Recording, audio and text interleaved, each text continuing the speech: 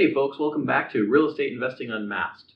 Today I'm going to talk about a topic where I was on somebody else's YouTube video and I made a comment below their video about different ways to make money. And in the video they had suggested that one of the side hustles you could do to make some money was to wholesale real estate. And I made the point that wholesaling real estate is not something you should do if you're a beginner necessarily. It's something where you kind of have to do your research. You can't just jump right into it. And below my comment, somebody had asked if I would do a video on wholesaling. So here I am. So I want to talk a little bit about wholesaling today. And the way wholesaling works is one of a couple ways. Essentially, you're finding a property that is cheap or really low cost to you, and you find somebody else who will buy it, and you turn around and you sell to the person. Now, you don't sell it at full price. Wholesaling implies that you're never selling it at full price. You're always taking it for a good deal, or you're getting it at a great deal, and you're giving it to somebody else at a good deal. And that person gets it at a good deal, they fix it up, and they go ahead and sell it, and they make the price off the top. Usually, wholesalers sell to fix and flippers. So let me first talk about, now that you know kind of how it's done, let me tell you how to do it, or how I've done it. The way that I have wholesaled a deal in the past is you can do it kind of like this. You see these letters? This is not my letter. This is a letter that's sent to me. I get letters like this and postcards like this all the time. Now, I'm in the process of doing a rehab. And if you subscribe, you'll be able to see my rehab when it comes out. I hope to have the videos for that coming in April this next year or May. So I'm in the process of getting that all together. But while I'm rehabbing my house, I get tons of these letters and tons of postcards. And these letters, what they say is, we solve your problems, we have cash, we're local to you. They're trying to pull at your heartstrings. They're trying to go for the homeowner who's distressed, who's trying to get rid of their property, and they just want to sell, right? They just want to find somebody who has a house that they couldn't sell on the normal market, that they just want to get rid of this thing. So they say realtors typically charge 6% commission. So they're saying you won't have to pay that if you go through me, which that's a lot of savings. It could be in the tens of thousands of dollars in some places. It says the average sale time is 65 days, which is not true right now. But if it were to take 65 days to sell your property, you got to think, okay, well, I got to make another payment, etc. They're pulling at the heartstrings of the person who's trying to sell this property. It says most buyers ask for costly repairs. And they're saying, hey, I'll buy it as is. You won't have to be money out of pocket to fix this thing up. And it says most buyers finance the property and have to get loan approval. I don't have to do that. I got cash. So these are all the things that they are saying are positives to them. They're things that they can help you with, problems that you may have with the property, that it's behind on taxes or problem tenants or code violations, whatever it may be. They are finding my information on the public records. Because anyone who owns property has the property listed under their name or under a company name. So it's really easy to see where these people are getting where people who own the property get their information sent to. So it's all public records, really easy. So that's one thing, that's one way to find property. You can send out that letter to a whole slew of people that don't owe a lot on their house. And see, here's the thing. I bought my house outright, the house that I'm rehabbing. These guys know that because they can do a title search. It's really easy to do a title search once you have access to it. It costs a little bit of money, or you have to know someone. But they do a title search and they can see, I don't owe a lot of my house. I bought it outright, but they can see the record. So what they do is they say, wow, this guy only owes this much, or he only bought the house for this much. In my case, I bought the house for $45,000 in Central California. And so they see that and they're like, whoa, that's a good deal. So they try to come to me and say, hey, we'll give you a great price. We'll give you $55,000 for this house. It's a great deal because you don't have to do any more work. And of course, I'm in the game, so I understand how all this works. And I tell them, unless you're willing to come to the price that I want, you're not going to have it. And they always hang up the phone, etc.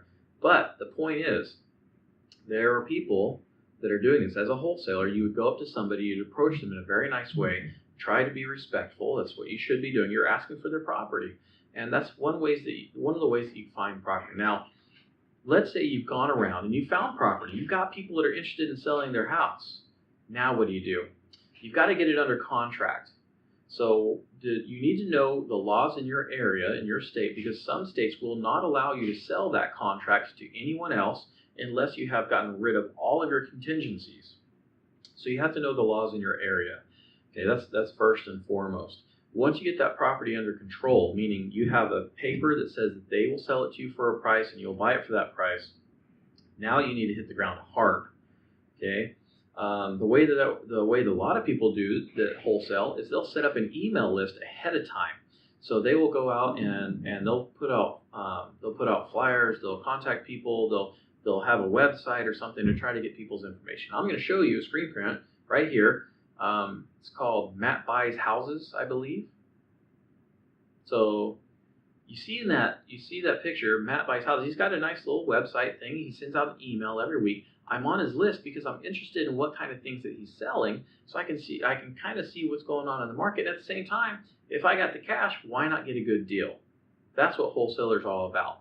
They get the great deal, they sell me the good deal. They make about $10,000 per property. So that may sound amazing, and it really is, but there's a lot of hard work to get into it. So you got to build your email list, you got to build your interest list. Let me give you some ideas on how to get people that would buy your property. One of the things that I like to do is I go on the MLS, on the public MLS, and I look at houses that are just run down on the MLS where it says cash only, auction, whatever it is. And I will favorite that home on a site like redfin.com, realtor.com, or something similar. And what invariably will happen is those ugly homes, we bought it by investors for 80% value or 90% of the value that they're trying to sell it for on the MLS. And then 3 or 4 months later, when they have fixed the property up, what do? They put it up for sale again. And so I come in and I find that property up for sale, and I see who it is that's got it up for sale. Whoever's selling that house, who's fixed it up, those are the type of people, or those are the companies that you want on your list, because they are willing to take action, because they do take action, and they're in the business. They know what they're doing. Okay, so if you're able to find good deals, those are the people you want on your list. You send out your list, and if somebody's interested, they'll tell you.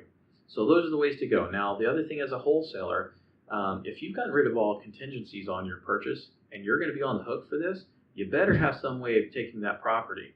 So a lot of times the way that it's done is going to be through hard money lenders. You get a hard money lender that's ready to go. You say, look, this is the property. Here's the after repair value. It's going to be worth this much.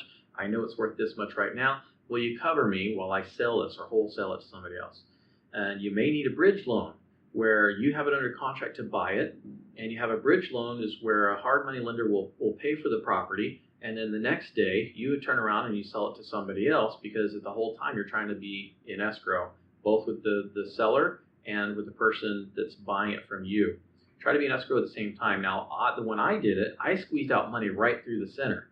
I had us close the same day, so I never had to get a bridge loan. I contacted the title company. I said, look, this is what I'm doing.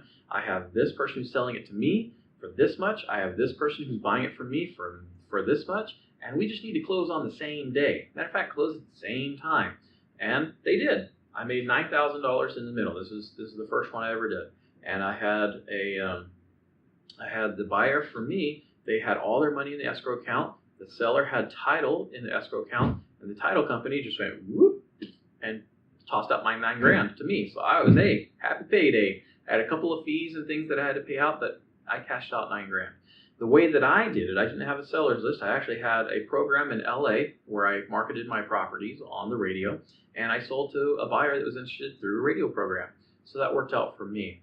So wholesaling can be very profitable. It can work out really well. You have to keep your expectations of the profit that you're going to get low.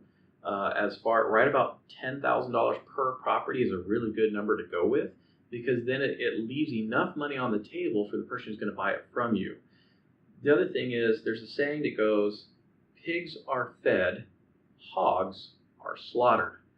So if you're the kind of person that's trying to hoard as much of that profit as possible and not pass any of it on to somebody who's going to buy it from you, say like a fix and flipper or a rehabber, you're likely to get slaughtered. You might not be able to sell that property as quickly as you wanted to. So hopefully this has helped you out with wholesaling. If you have any questions, please ask me down below. I'd appreciate it if you subscribed. YouTube will only pay me once I have 1,000 subscribers, so you would do me a solid by clicking that little button. You don't have to ring the bell. If you like my videos, keep watching. If you don't, just subscribe and don't watch my videos. That's fine. I just need your help. Anyway, any questions, ask down below, and I'll see you next time. Thanks for watching.